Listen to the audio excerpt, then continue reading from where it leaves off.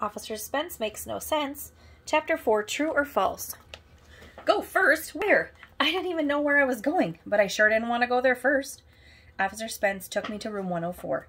That's Dr. Brad's room. He's our school counselor. He helps kids with their problems. But I don't have any problems, so I don't have to see Dr. Brad. Doesn't come to school every day, but he works at a bunch of different schools, so his room was empty. Sit down, ordered Officer Spence. I sat on the only chair in the room. There were wires sticking out of it, leading to a scary-looking machine on the table. Where's Mr. Klutz? I asked. What did you do with him? He's probably in the slammer by now, Officer Spence replied. Slammer? I've never heard of a slammer. It sounded like some kind of torture machine. What's a slammer? I asked. He's in the pen, said Officer Spence. How could Mr. Klutz fit inside a pen? I asked. I didn't know what he was talking about. If Mr. Klutz was in a pen, it would have to be a really big pen. Where would the ink go? And how could anybody use a pen with a principal inside? Mr. Klutz is in the stir, said Officer Spence. He's in the big house, the cooler, the joint, the clink, the pokey, the goose cow, the calabalooze. Huh?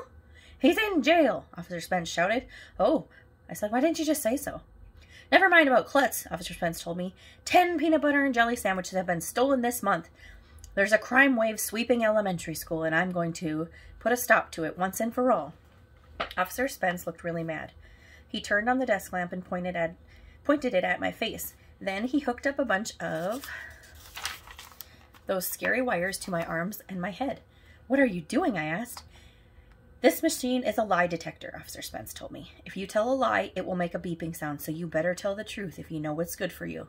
Okay, let's get started. What's your name? AJ. I looked at the lie detector to see if it would beep. It didn't. Very good, said Officer Spence. And what does AJ stand for? Arlo Jervis, I admitted. That's right, Officer Spence said. The lie detector didn't beep, so you must be telling the truth. Good boy. Do you like school, AJ? No, I said. That's also true, he said. Tell me, Arlo Jervis, is there anything you like about school? No, I said. Beep. That's a lie, Officer Spence said. You like something or somebody.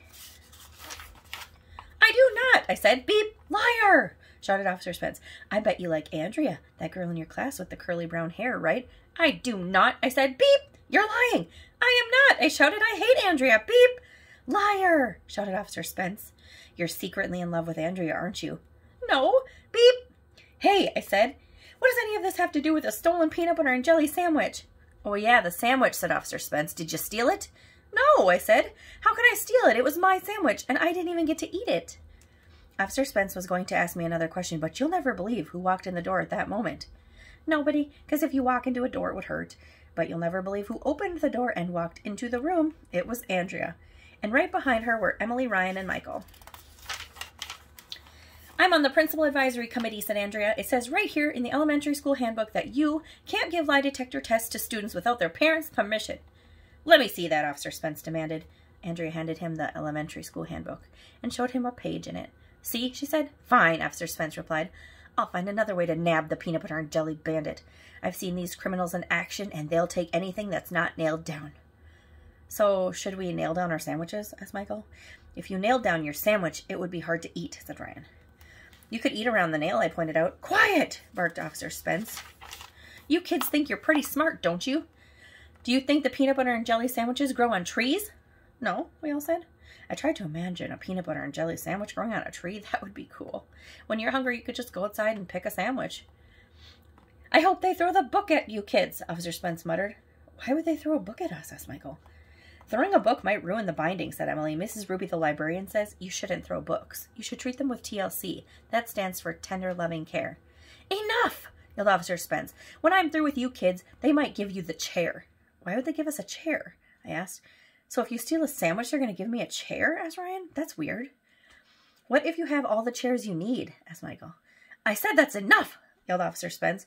Oh, by the way, Andrea, Arlo Jervis here is in love with you. Ooh, everybody said. Is that true, Arlo? Asked Andrea, all smiley. I always thought you secretly liked me. I don't, I shouted. Beep. It is true, Andrea said. It is not, I yelled. Beep. Ooh, Ryan said. AJ and Andrea are in love.